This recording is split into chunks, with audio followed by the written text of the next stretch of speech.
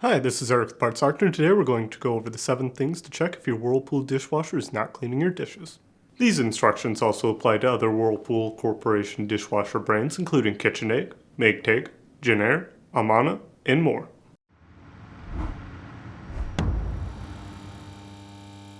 If you need to purchase a new part for your Whirlpool dishwasher, you can check out our website, partsdoctor.com, where we sell parts for all major appliance brands. Note that the replacement video for each part mentioned today will be in the video description. Let's get started by checking the dishwasher's filters. There are 2 filters that should be cleaned monthly. The first is the lower screen filter located here, and the second is the filter cup assembly located here. If the filters get clogged, damaged, or torn, the dishwasher may not clean properly.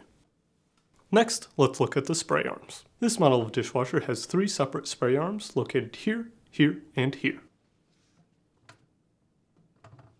You'll want to ensure that each spray arm is rotating freely, not cracked or damaged, and the holes are not plugged.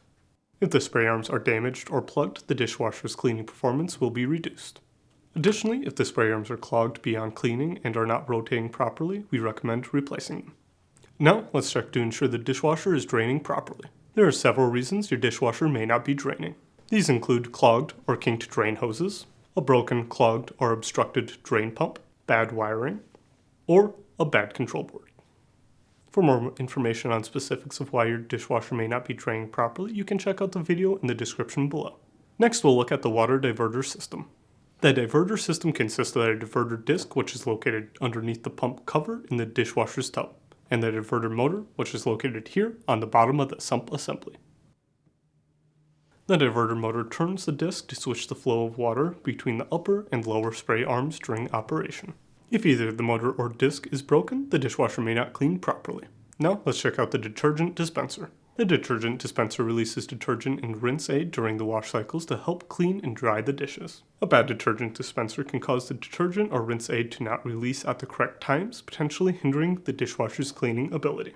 If the dispenser is not opening, check to ensure that nothing is preventing it from doing so, like a pan handle or spatula. Also ensure that the dispenser is clear of any buildup, grime, or unused detergent. Finally, check the latch to make sure that it is working properly and is not impeded in any way. Next, we'll look at the dishwasher's heating circuit.